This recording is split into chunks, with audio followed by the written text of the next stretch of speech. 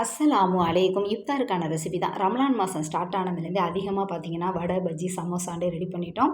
இன்றைக்கி பார்த்தீங்கன்னா அதெல்லாம் வேணான்னு சொல்லிட்டு சுழியை ரெடி பண்ணிக்கலாம்னு சொல்லிட்டு 1 கப் அளவுக்கு கடலப்பருப்பை நல்லா வாஷ் பண்ணிவிட்டு குக்கர்லேயும் சேர்த்து 2 ஏலக்காவும் சேர்த்து நம்ம வேகிற அளவுக்கு எந்த அளவுக்கு தண்ணி வேணுமோ தண்ணியும் சேர்த்து வேக வச்சு எடுத்துகிட்டு எந்த அளவுக்கு நமக்கு இனிப்பு வேணுமோ அதுக்கு தகுந்த மாதிரி பார்த்திங்கன்னா பெரிய சைஸில் 2 அச்சு வெல்லத்தில் ஒரு 1/4 கிளாஸ் அளவுக்கு தண்ணியும் சேர்த்து நல்லா பாவாக காய்ச்சி வடிகட்டி எடுத்து வச்சுக்கிட்டேன்.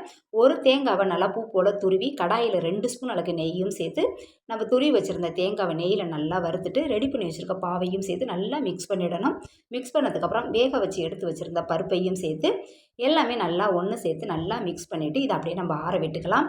ஆறுனதுக்கப்புறம் பார்த்திங்கன்னா நமக்கு எந்த சைஸில் உருண்டை வேணுமோ அந்த சைஸில் பார்த்திங்கன்னா நல்லா மீடியமான சைஸில் உருண்டையும் போட்டு ரெடி பண்ணிவிட்டு ஒரு 3 ஸ்பூன் அளவுக்கு பார்த்திங்கன்னா மைதா மாவில் ஒரு 1/4 சிட்டிகளுக்கு உப்பும் சேர்த்து கொஞ்சமாக தண்ணியும் சேர்த்து மாவு ரொம்ப தண்ணியாக கரைச்சிடாமல் கொஞ்சம் மீடியமாகவே நம்ம கரைச்சிக்கலாம். கரைச்சிட்டு நம்ம எடுத்து வச்சுருந்த உருண்டையில் மாவில் மிக்ஸ் பண்ணிவிட்டு கடாயில் ஆயிலும் சேர்த்து ஆயில் நல்லா சூடானதுக்கப்புறம் இந்த மாதிரி போட்டு எடுத்தோம்னா அருமையான டேஸ்ட்டில் இந்த சுழியும் ரெடி ஆகிடும்.